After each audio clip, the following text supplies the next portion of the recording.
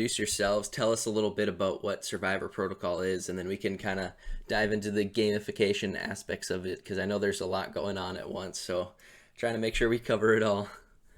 Yeah, sure. Yeah, I'm Lonely Island. I'm one of the heads of the Survivor Project. I do the marketing, reach out to different people to try and make some connections. I run the Twitter, pretty active in our Discord. Um, we're excited to bring our project to life. It's launching on July 19th on BSC. We think we have something new. We're taking from some aspects of past auto staking and rebase projects, but we're introducing a self-governing APY code, which was built from scratch by our dev. So what this is your APY and the returns you can make is essentially decided by you. You'll start in a tiered system. In tier 10, your APY will be at 400,000%, but with each sell you make, your APY gets cut in half. So our idea here is by doing that, people have to make the decisions. Do they want to hold for more return? Do they want to take profits and sell for less APY? And we think this will also cut emissions and inflation at the same time. Now, on top of the tiers, there's also what's called the Ration Pool. The Ration Pool pays you out weekly in BUSD rewards.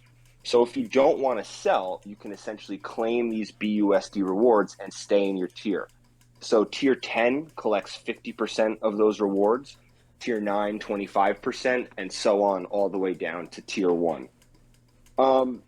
The third big aspect of this project is a jackpot. The jackpot runs for 90 days and it's funded through taxes. We're going to be taking 5% of our pre-sale taxes and juicing the jackpot with that. Afterwards, the first week, it gets 3% of the buy and sell tax. Sell tax. Week 2, 2%, and then moving forward, it's 1% buy and sell tax. So if we hit our hard cap for the pre-sale, there's going to be $100,000, six figures in that jackpot to start. Now, to win a portion of that jackpot, you have to hold at least $250 worth of our HP token and remain in a tier 10 wallet through the 90 days. And depending on when you get in, if you're still holding in tier 10, you will get a cut of that. So we think it's a really attractive model. If people see that jackpot growing, they might FOMO into the project. And it's a really rewarding prize to give back in BUSD to the people that make it to that 90 days. So that's kind of the overall theme. We think this fixes some of the previous problems with the other auto staking rebase protocols. We do have some aspects of the project in ours. There is the burn wallet, the auto liquidity injection, and a buyback wallet. But we've made some changes to certain things, and we're really marketing this as a brand new idea. We're first to use this self-governing APY. We'll have our audit coming out this week. We've been really careful to hold the code close to us because we do anticipate this idea getting forked.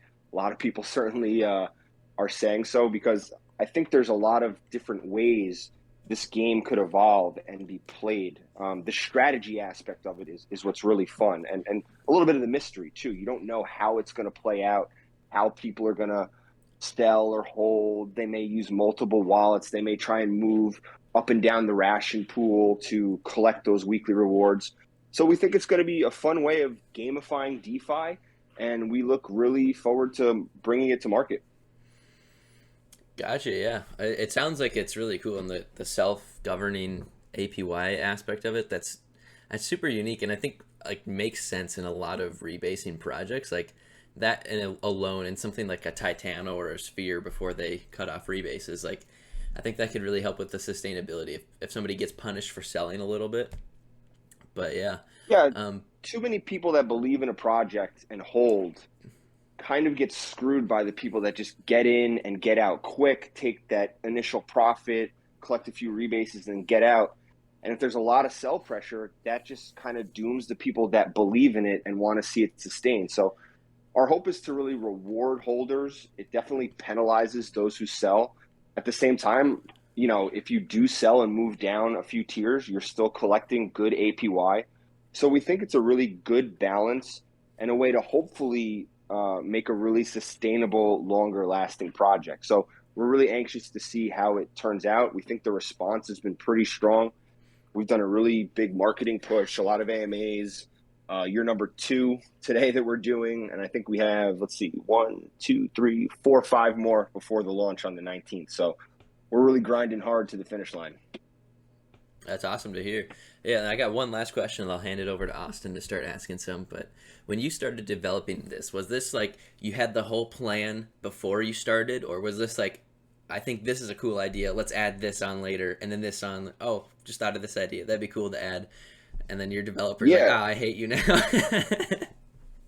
So we had I'm sure like your little collective here, we were a bunch of guys talking crypto, and we're really involved in DeFi. We really started to all go headfirst into it. And we had talked about doing a project ourselves, but we needed to find a developer. So we found a really talented developer and we started talking to him. And around that time, the Titanos and Seifus came out. We looked at that and we saw the high APY, and it really was a race to the highest APY, right? You saw first, I think it was 120, then 300,000, then 900,000. I think some might have hit 2 million. I know there were a few over 1 million. And we just thought this isn't sustainable. And then one member of our team came and said, I think I kind of found the cure. What if you penalize those who sell? And so we just started developing this new idea. We took a lot of time. But we said, we liked the idea. I mean, I know market conditions aren't the best. We wish we could have brought this to market 8 to 10 months ago, like I'm sure every project that's trying to launch right now is feeling. But we're so confident in it, and we think that it is a good idea, and we're ready to put it out. So we're really banking on the idea itself, and we do think it's going to do fine even in these conditions. If you're first to market something and it does well, I think even in a bear market, you can really build and have success. So that's what we're hoping for and looking forward to. Gotcha. Yeah. Austin, I'll hand it over to you.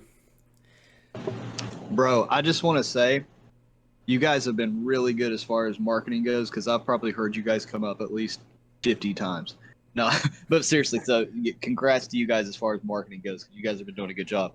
The one thing I had here, because I love taking notes as I listen, especially at the beginning of any project.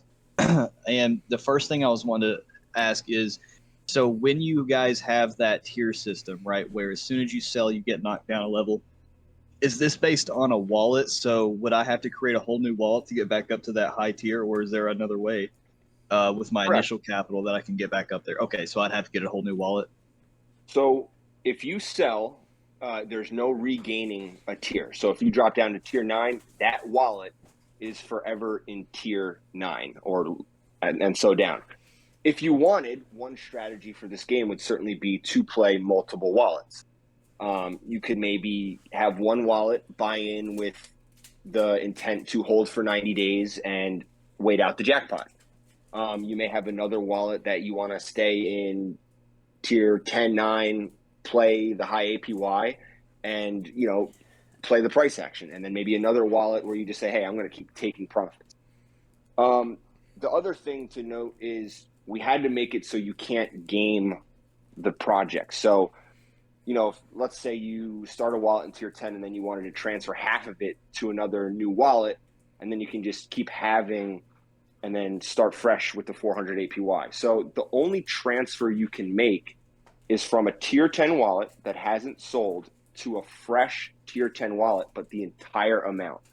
So you can't send one token, you'd have to send the entire amount. If you move down to tier 9 and you try and make a transfer, the transfer will fail on chain. So we wanted to give people the opportunity to be able to move to like a ledger, because we don't want people to, let's say, buy on mobile and then not have the opportunity to secure their funds.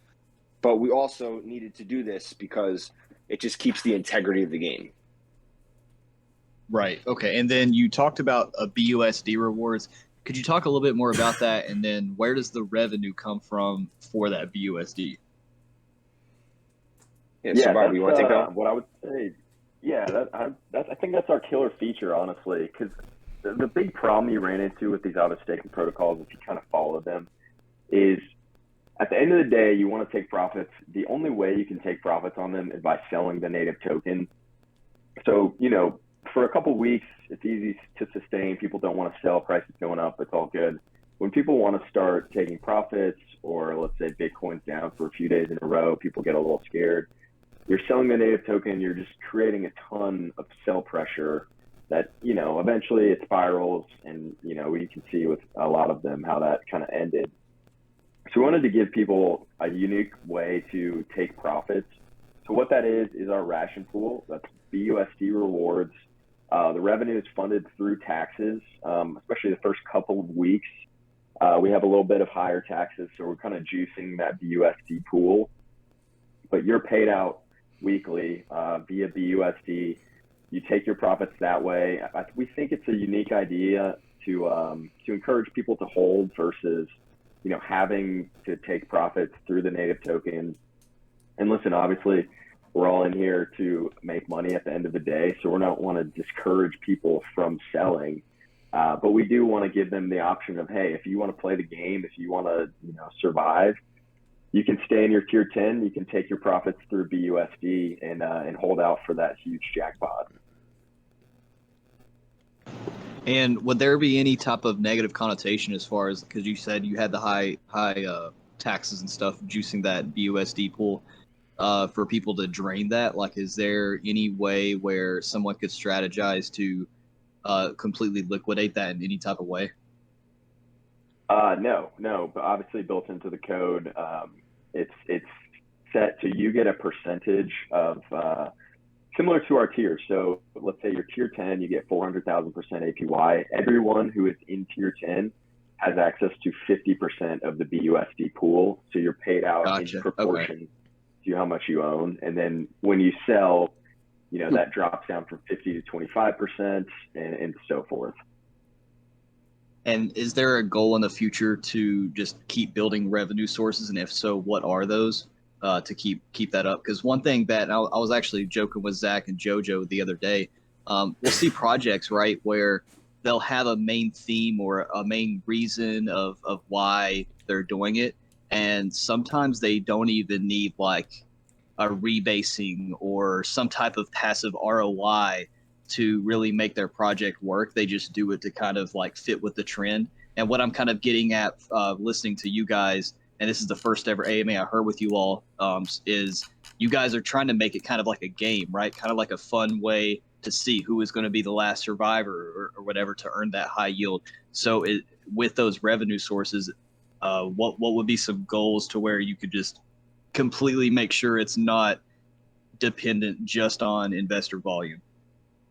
Yeah, no, that's a good question. Certainly early on, it will be probably dependent on investor volume. And we think, with our strong marketing, all that stuff, we can definitely do pretty well early on as far as volume. But you're right. In the long run, it's DeFi. Things change quickly. The flavor of the month doesn't always last so long. We've seen that with ohm forks and tomb forks, all kinds of things. So yeah, we have some stuff in the works.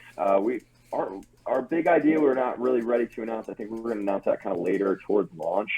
But one of the wallets that's funded through taxes, it's essentially, if you're familiar with the auto staking project wallets, there's a wallet that is essentially made for buybacks and burns. So we think if our project's doing well, pretty early on, especially with high volume, we can kind of use those funds rather than buybacks and burns, if our price is okay. We can use that to invest in other projects, invest in, stablecoin farming, things like that, to, provide a little extra revenue, and then obviously kick all that back to our holders via the ration pool. Gotcha. Sweet. I like it. And yeah, one thing, this just be my 2 cents that no one really was asking for, but one thing that I think I am seeing a lot of trend in, because we had like the DAO season, the node season, all this stuff, right, is I think one season, but I actually think it's going to be really successful for investors. Thank you. Is the fact that people are solving high barrier to entry problems to normal retail investors. We see projects that are coming up where they're using crowdfunding capabilities through NFTs to raise capital for node validators, real estate, Bitcoin mining, that type of thing. And one thing I would kind of caution you guys for is what is, and I ask this for every project, is what is stopping me from taking your treasury or whatever wallet you're using to do those said investments are? What is stopping me from taking that, copying it, and putting it into something like Zapper.fi and just copy the strategy instead of going down the route of being a survivor token holder? So I would love to see you guys, because I love the concept of holding and not selling to maintain that super high APY status. So if there was some type of thing you guys could come up with that you can solve some type of problem for high barriers to entry problems, because I don't have 50 grand to get a validator, but I could buy $500 for an NFT to have the revenue source of that. That'd be pretty cool for you guys to do. Yeah, the crowdsourcing angle is interesting. Sorry, go ahead, Lonely. No, and one thing that, sorry to jump in. One thing I like about doing all these AMAs is you kind of talk to different projects, different communities, get a lot of ideas flowing. So we've all been kind of in this space for a while. We know how fast DeFi moves, but our dev is really talented. So we feel that like if an opportunity arises, we can move fast and implement things. I see a lot of new things happening and people pitching ideas to us, and we're not turning anything down. We're really focused right now on getting our project off the ground and making sure everything's fine-tuned and tested. But absolutely, as we progress, we know we can't stay stagnant. Like Survivor said, we do have something in the works, and I think it's going to be really well received. It's going to be community-based and kind of like trying to build different projects in DeFi and how we can all kind of come together in this community and complement each other. We're going to probably announce that after launch. We don't want to get too far ahead of things. And then another thing is, Austin, I think you said it, like we're marketing really hard. We're really putting ourselves out there. So our big idea is after launch, we can't let our investors and the players of the game do all the work. We have a lot of money going to a marketing fund, and we want to use it and be very active and make sure people see the project. We want to spend that money smartly.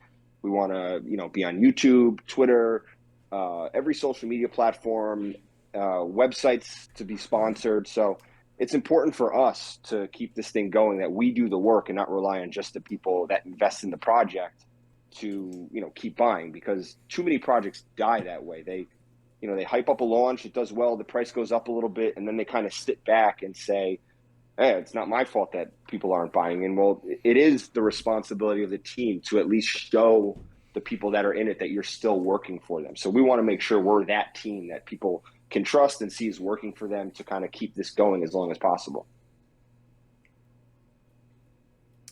Absolutely, man. I think just speaking out loud, like marketing is looked down upon kind of in a negative way, but dude, it's also like a really responsible way to use your capital to make sure, just like you said, you're getting in front of investors that you think is genuinely a good product for them. So yeah, I really agree.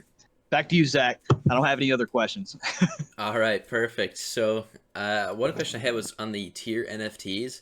So what's the barrier to entry for one of those NFTs, and what's stopping No me? NFTs. Sorry, NFTs I meant the started. tier systems. My bad. No, well, you can buy in, and whatever you buy in puts you in that tier. So if you have $10 in HP or 10,000 in HP, you start in that tier. And then as you sell, you just move down. So it doesn't matter how much you put in. Now you can keep adding to that wallet. So let's say you're in a tier 9, you can keep adding more HP to that wallet, but there's just no going back up to tier 10. But, we don't want to penalize people that buy in small. Anyone can get involved. At the pre-sale, we have a $20 minimum BUSD and a $20,000 max. So we're trying to make it for everyone. We don't want to exclude people that aren't whales. We want everyone involved. And it's a game. We want people to play the game. We want people to talk about how to strategize. Hopefully it makes it fun.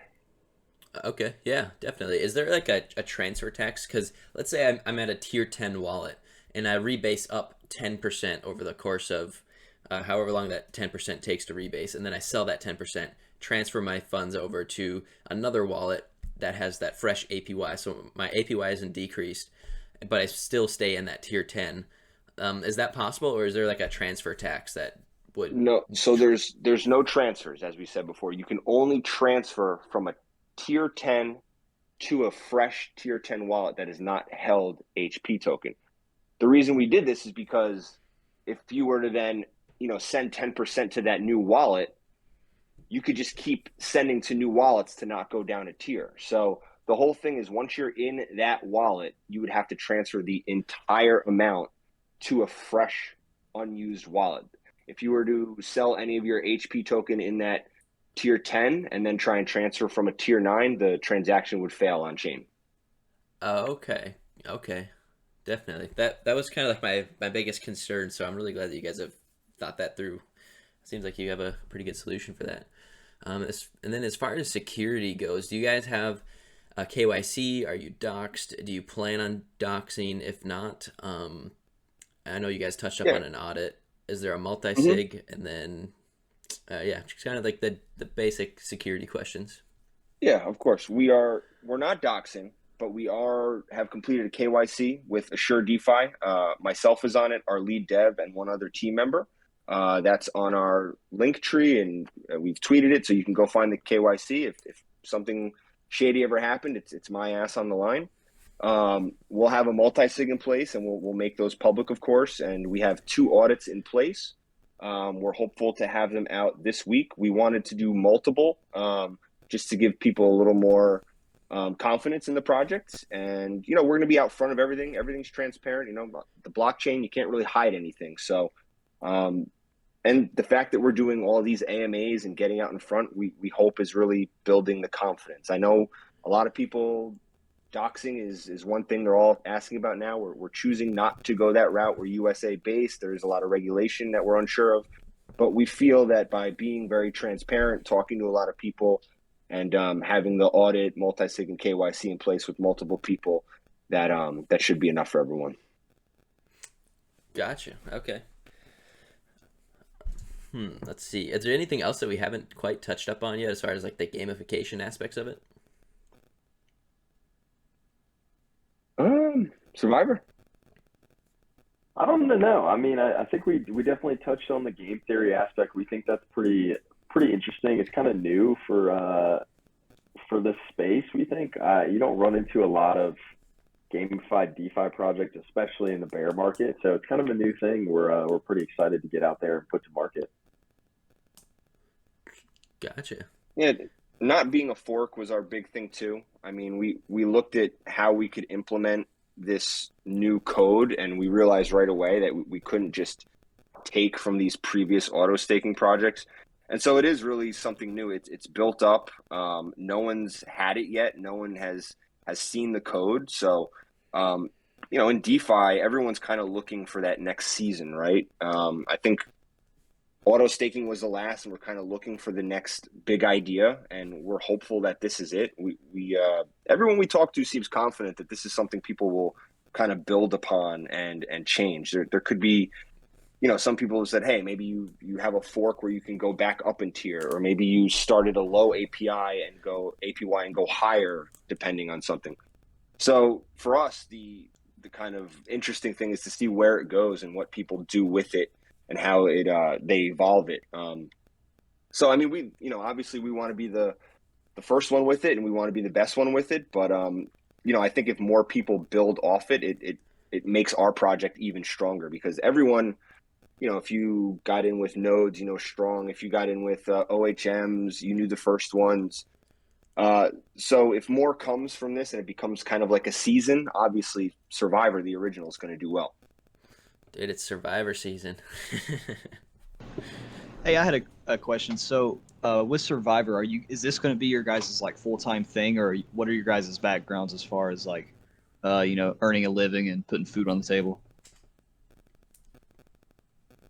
No, so I have a normal job. I work in tech sales, but this is our main focus. I would say we're definitely grinding out. Before launch, after launch, we'll be doing tons of AMAs, tons of marketing, Me and Lonely have done probably 15 maybe by now. We've done quite a few, so it's been fun getting around and meeting all these different communities too. Yeah, I think my real life job would like me to get off my cell phone when I'm there trying to do marketing and connect.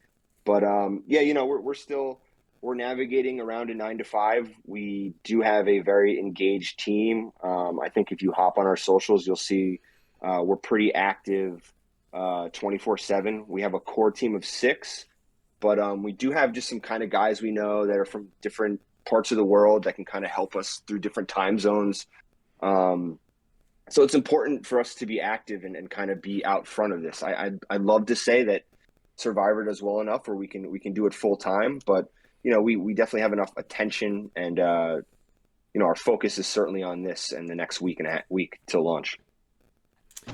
And how will you guys, like, once you scale to that point, like, how does Survivor pay you guys through their revenue?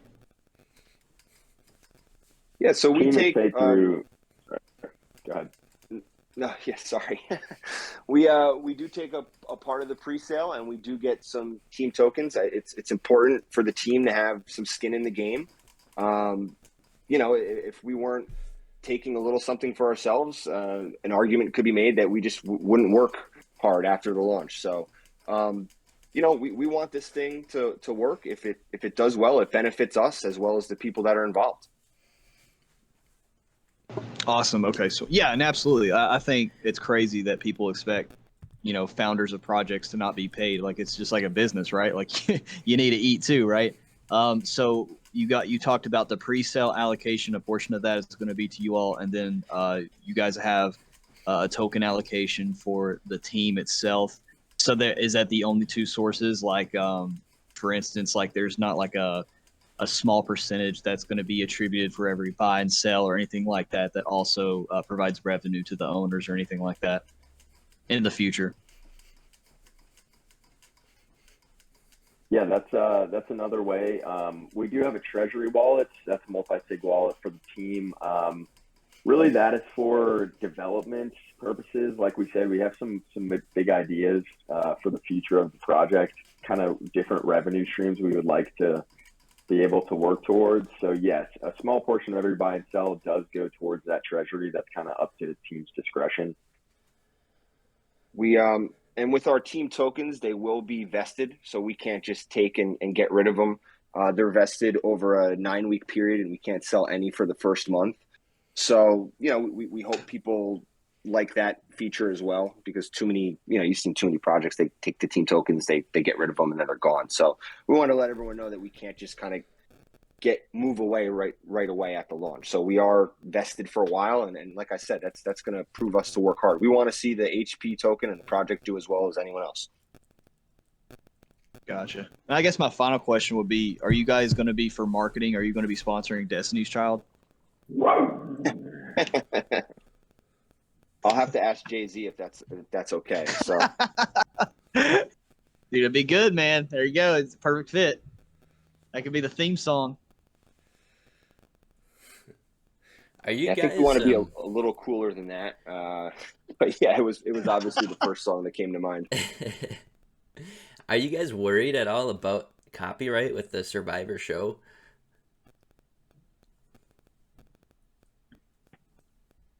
That's the second time someone's asked us that. I think if the ratings of the Survivor show go up, they can attribute it to our project. So we might go to them and ask for a little payout.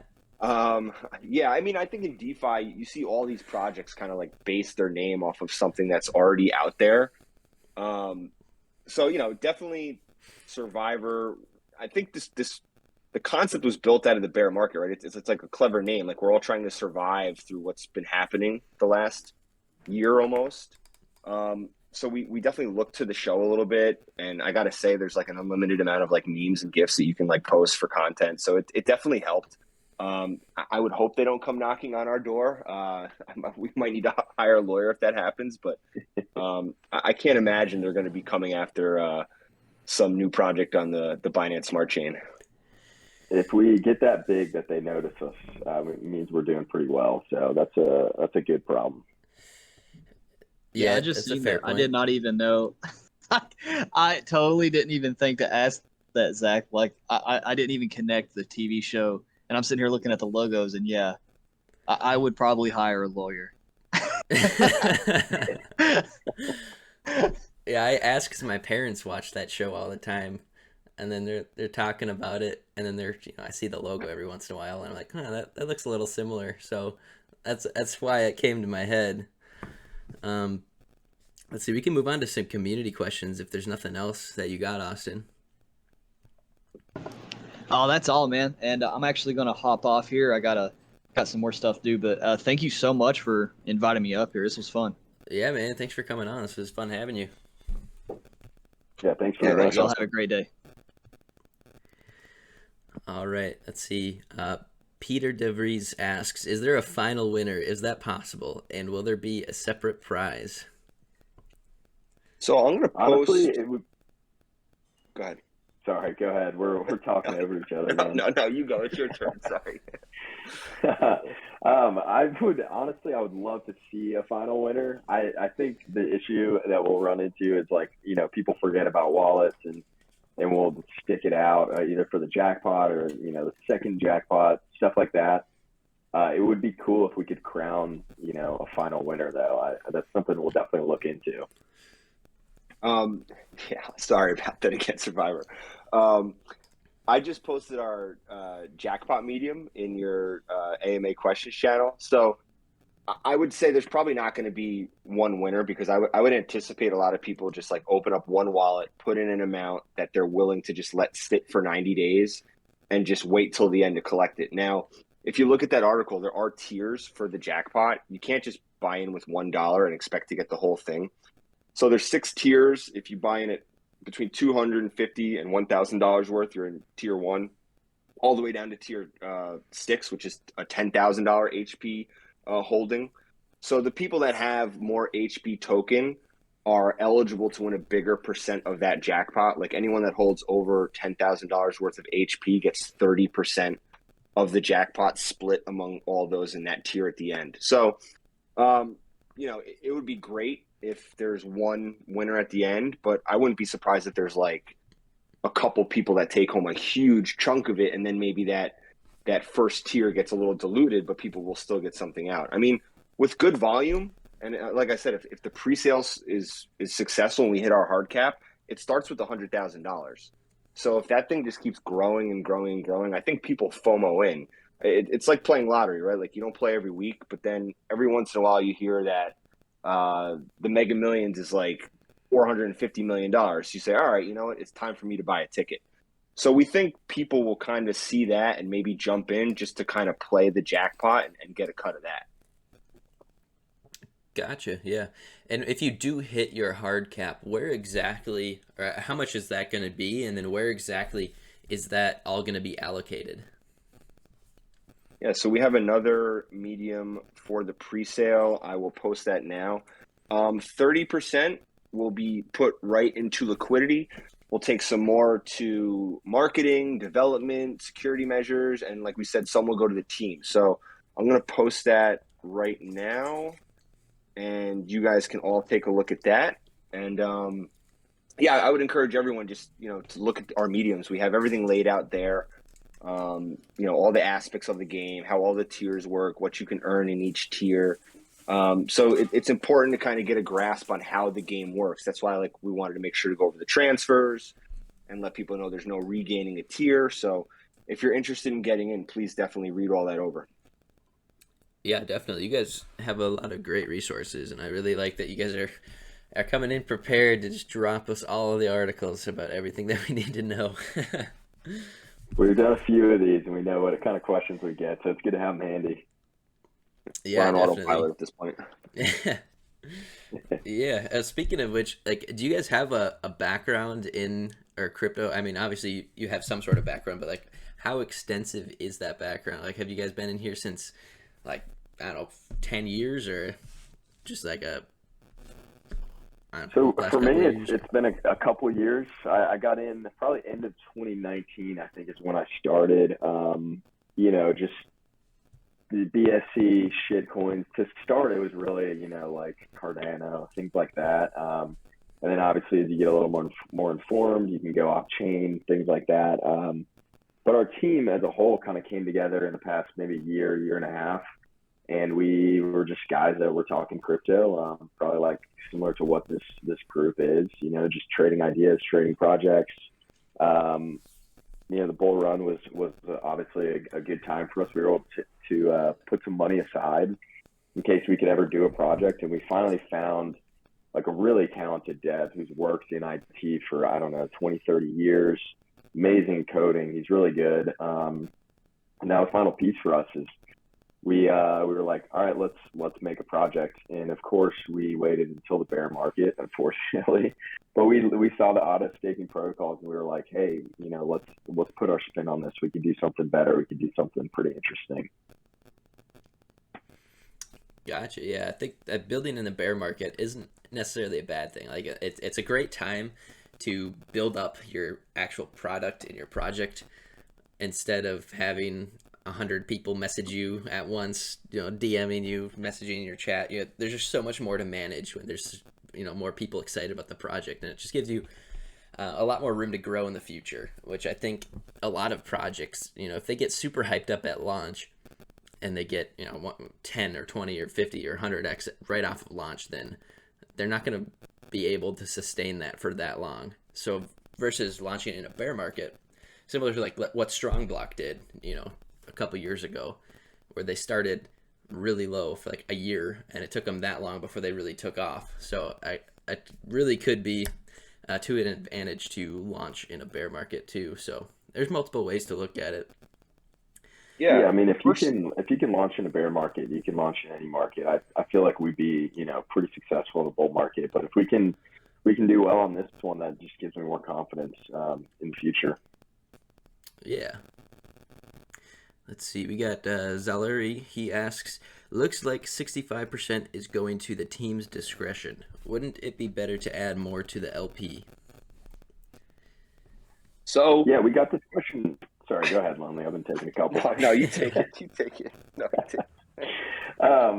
okay, yeah. So we got this question earlier. I don't know if it's from the same person, but strong liquidity is definitely like probably the most critical thing for us.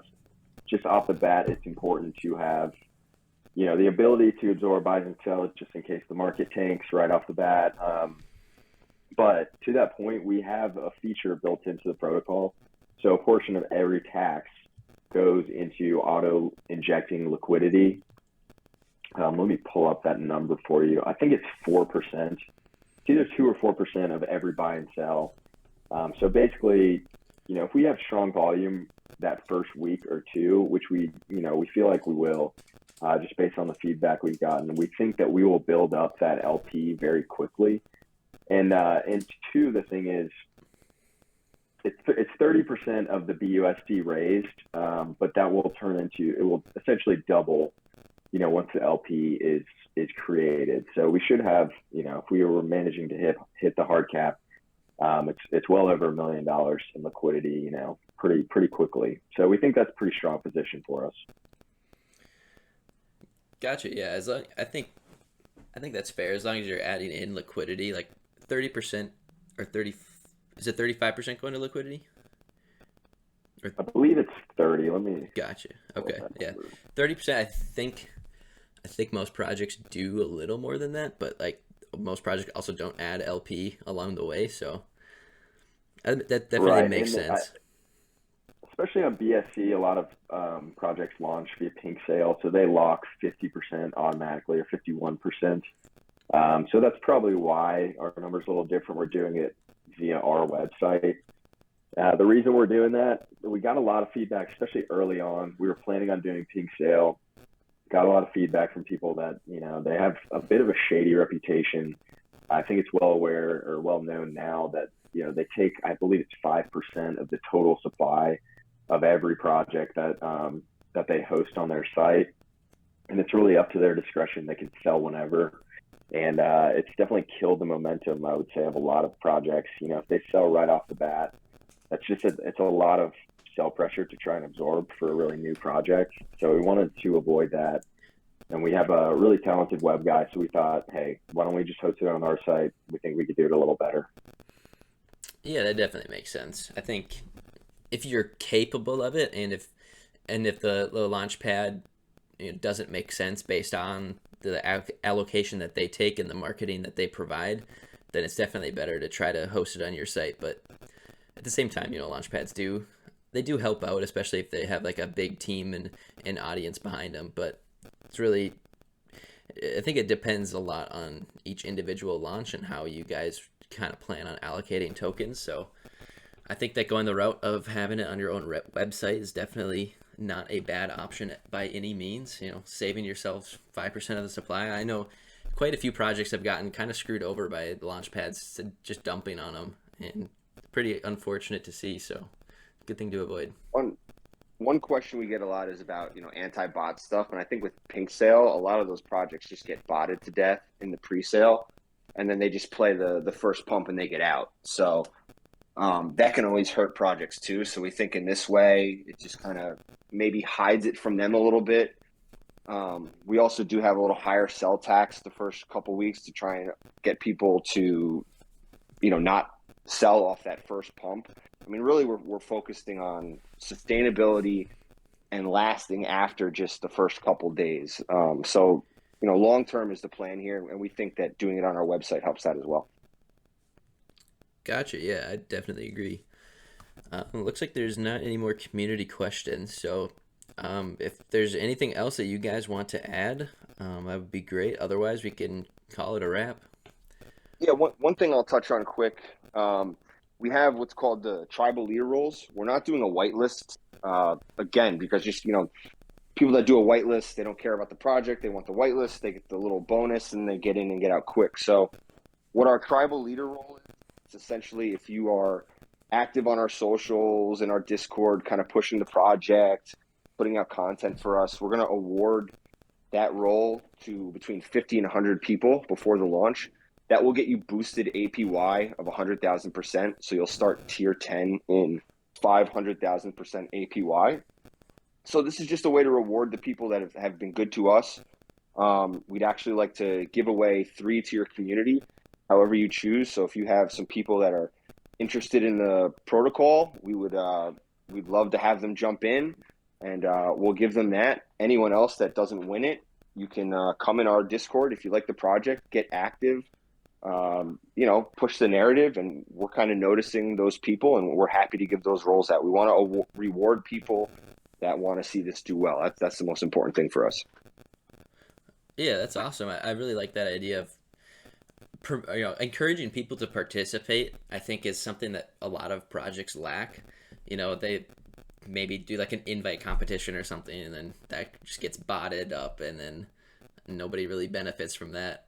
But having a unique idea of giving somebody a separate role and benefits from actually being a active participant in the community, I think that's a super great idea. But yeah, if you want to shoot me a DM with those details, or do you just want to do that right now during the AMA? I'll leave it up to your discretion. If you want to throw it out to your Discord and let people say that they're interested, we'll do it that way. If you want to do some kind of a giveaway, totally up to you. But whoever you pick, just shoot me a DM with their usernames, have them join our Discord, and I'm happy to reward that role to them. All right, perfect. Yeah, I can set that up right after this AMA. So I appreciate that. That's really, really generous.